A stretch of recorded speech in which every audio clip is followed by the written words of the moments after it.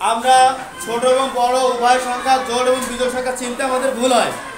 তো আমরা খুব সহজ এবং সুন্দর করে জোড় বিজোড় সংখ্যাগুলো চিনব। তো আমরা জোড় সংখ্যাগুলো আগে চিনব, সেগুলো দেখো। জোড়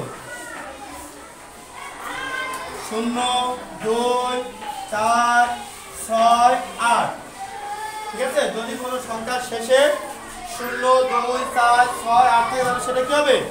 জোড়। যেমন দেখো আমরা যদি এখানে শুধু 8 বলি তাহলে জোড় না বিজোড়? জোড়। যদি আমরা এখানে একটু বড় সংখ্যা লিখি, এটা জোড় না বিজোড় বলো তো? জোড়, তাই না? এরপর যদি আমরা আরো একটু বড় সংখ্যা লিখি, এই সংখ্যা লাস্টে 0, এটা জোড়। অর্থাৎ আমরা যদি কোনো সংখ্যার শেষে, যেমন এখানে একটি অঙ্ক, এখানে 8, এখানে 3টি অঙ্ক 8, এখানে রয়েছে আমাদের মোট 6টি অঙ্ক, লাস্টে 0। অর্থাৎ কোনো অঙ্ক বা সংখ্যার শেষে 0 2 4 6 8 থাকে তাহলে সেই সংখ্যাটি কি সংখ্যা হবে? জোড় সংখ্যা। আমরা কি বুঝতে পেরেছি? এমন অনেক সংখ্যা আমরা লিখতে পারি। যেমন আমাদের বইয়ে জোড় এবং বিজোড় সংখ্যা তৈরি করা আছে 2 0 4 8 5 4, এই লাস্টে কত আছে? 2 4, অর্থাৎ এটি জোড় সংখ্যা। এরপরে বিজোড়।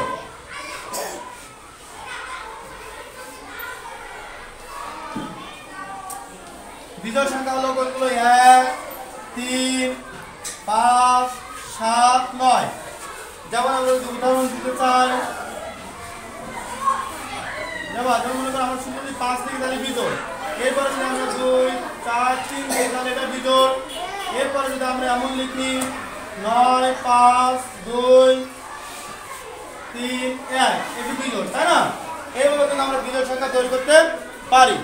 এখানে আমরা একটু খুব সহজে জোড় এবং বিজোড় চেনার জন্য একটি কথা বলবো, তোমরা সবাই শুনবে। যেমন আমাদের হাত কয়টি বলো তো? হাত কয়টি? 2টি। তাহলে এই আমরা বলি 1 জোড়া হাত, তাই না? জোড়া মানে জোড়। এখন যদি একটা কম থাকে তাহলে কি বেজোড় হয়ে গেল। এখন মনে করো আমার 2টি হাত, এখন যদি আমি আর একটি হাত নেই সেটা কয়টি হাত হবে? 3টি। তার 3টিতে কয়টি হবে? 1 জোড়া আর একটা, মানে বিজোড় হয়ে যাবে, তাই না?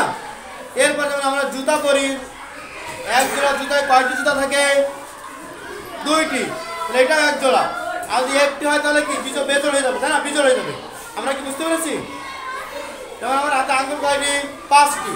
এখানে যদি আমি বলি হাতে কয়টি আঙ্গুল আছে তাহলে বলবো 1 2 3 4 5। এখন যদি জোড় বলি তাহলে 1 জোড় মানে 2টা 1 জোড় আর 2টা 1 জোড়, তাহলে একটা কি আলাদা হয়ে যাচ্ছে? এটা কি জোড় হচ্ছে? এইটা বেজোড়। যদি আমরা বলি আমার এই যে 3টে থেকে যদি আমরা জোড় বিজোড় বলি, এই 1 জোড় আর একটি বেজোড় হয়ে যাবে, 3 বিজোড়। 1 কি জোড় না বিজোড়? বিজোড়। 2 জোড় 3 বিজোড় 4 জোড় 5 বিজোড় 6 কি 6 জোড় 7 বিজোড় 8 জোড় 9 বিজোড় 10 জোড়। তাহলে কেন বুঝতে পেরেছি? আর শূন্য মানে কি কিছুই নেই, ওটা জোড় বিজোড় ধরা যায় না। কিন্তু আমাদের যেহেতু শূন্য থাকলে ওটা জোড় হয়ে যায়, মানে 10 আমরা যখন করি তখন শূন্য হলে 10 হয়ে যাবে, এজন্য জোড় হবে। আমরা কি বুঝতে পেরেছি সবাই? জোড় বিজোড় সুন্দর করে দেখবে। ধন্যবাদ সবাইকে।